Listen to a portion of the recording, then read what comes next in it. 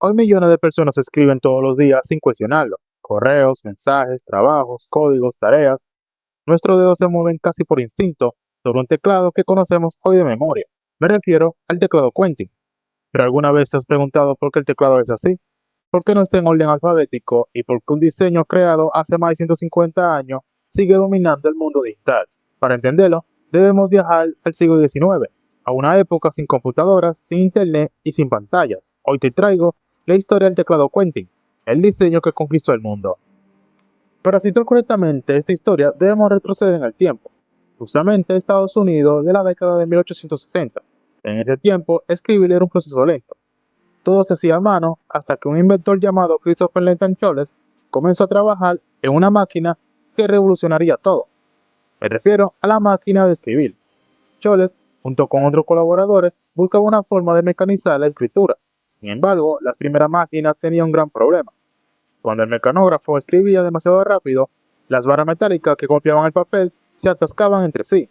Para solucionar ese problema, Choles tomó una decisión clave: separar las letras más usadas para que no se activaran juntas con frecuencia. Así nació una distribución extraña, poco intuitiva, pero efectiva para la tecnología de esa época. Las letras no estaban pensadas para la comodidad, sino para reducir los errores mecánicos. En el año 1873, la empresa Remington, famosa por fabricar armas y máquinas industriales, adoptó este diseño y lo incluyó en sus máquinas de escribir comerciales. De esta manera, el teclado Quentin había nacido oficialmente. Lo irónico es que con el paso del tiempo las máquinas mejoraron y el problema del atasco desapareció, pero el teclado Quentin ya estaba en todas partes. Las escuelas enseñaban mecanografía con ese diseño, las oficinas lo adoptaron como una norma y millones de personas aprendieron a escribir bajo ese patrón. Cambiarlo habría significado reentrenar a todo el mundo, algo costoso y poco práctico. Con el paso del tiempo y a medida que la tecnología evolucionaba, surgió una pregunta inevitable entre ingenieros, lingüistas y científicos: ¿realmente el teclado Quentin era la mejor forma de escribir? La respuesta desde el punto de vista técnico y ergonómico fue no. A lo largo del siglo XX, a principios del siglo XXI, aparecieron múltiples diseños alternativos que buscaban corregir las limitaciones del teclado Quentin, ya no pensados para máquinas, sino para el cuerpo humano. En 1936, el profesor de educación y psicólogo August Bora, junto a su cuñado, presentó una alternativa más conocida al Quentin: el teclado Bora. A diferencia del teclado Quentin, el teclado Bora fue diseñado tras estudiar la frecuencia de uso de las letras, los movimientos naturales de los dedos, la fatiga muscular y la velocidad de escritura.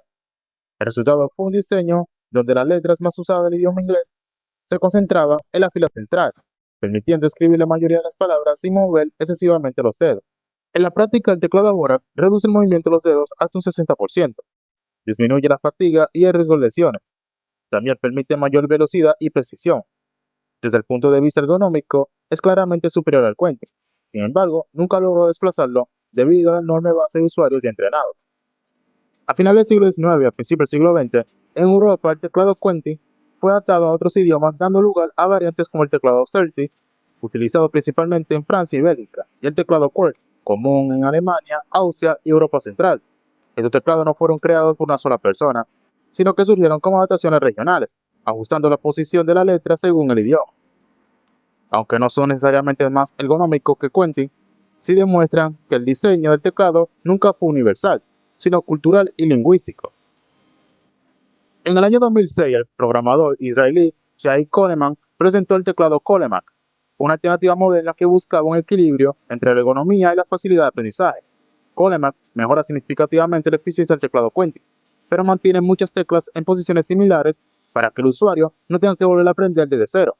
Sus ventajas incluyen menor movimiento de los dedos, mejor distribución de la carga entre ambas manos y transición más sencilla desde el teclado Quentin. Pero para muchos expertos, el teclado Coleman es una de las mejores alternativas prácticas en la actualidad. En el año 2010, el desarrollador O.J. Walkout diseñó el teclado Wallman, enfocado específicamente en la biomecánica de los dedos. El teclado Wallman tiene en cuenta que los dedos no se mueven de forma vertical, sino en arcos naturales, y que algunas teclas son más incómodas según el dedo que las presiona. Este diseño reduce aún más la tensión en los dedos y muñecas, siendo considerado por muchos como uno de los teclados más ergonómicos jamás creados. Lo curioso es que, aunque la mayoría de estos teclados son objetivamente superiores en ergonomía, velocidad potencial y salud a largo plazo, el teclado Quentin sigue dominando, no porque sea mejor, sino porque fue el primero en llegar. Una decisión técnica del siglo XIX terminó convirtiéndose en un estándar global difícil de reemplazar.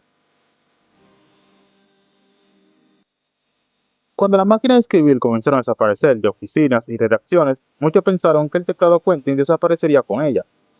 Sin embargo, ocurrió exactamente lo contrario.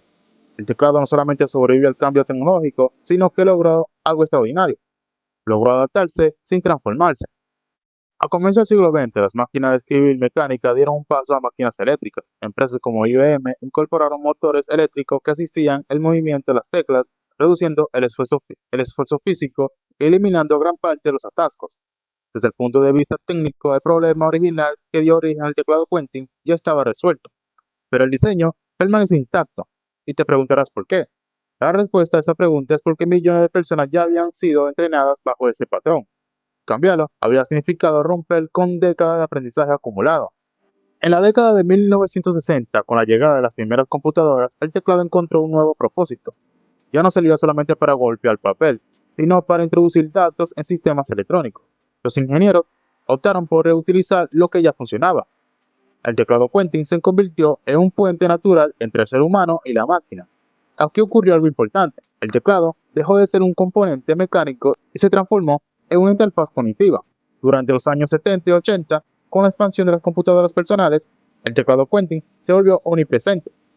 Compañías como Apple, IBM y Microsoft lo adoptaron sin dar debate público. No fue una decisión ideológica ni científica, fue una decisión práctica. El teclado ya estaba grabado en la memoria muscular de millones de personas. Con la llegada de los portátiles y más tarde con los teléfonos inteligentes, confirmó algo inesperado.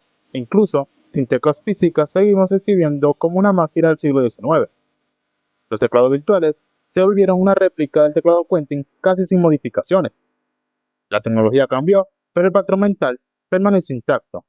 El teclado Quentin cruzó la frontera digital sin resistencia porque no fue visto como una tecnología antigua, sino como una lengua universal. Hoy programadores, escritores, estudiantes y científicos dependen de un diseño pensado para evitar choques entre piezas de metal que ya no existen. El salto del teclado Quentin a la era digital demuestra que la historia tecnológica no siempre avanza reemplazando lo viejo. A veces, lo viejo se convierte en la base invisible de lo nuevo. Un diseño del siglo XIX terminó definiendo cómo interactuamos con las máquinas del siglo XXI. El teclado Quentin no nació para ser perfecto, nació para funcionar. Fue una solución técnica del siglo XIX que por costumbre de adopción masiva terminó definiendo cómo escribimos en la era digital. Aunque hoy existan alternativas más eficientes y ergonómicas, seguimos usando un diseño creado para un problema que ya no existe. El teclado Quentin es la prueba de que en tecnología, el pasado muchas veces escribe el presente. Si te gustó este viaje por la historia de la tecnología, deja tu like, suscríbete y comparte este video.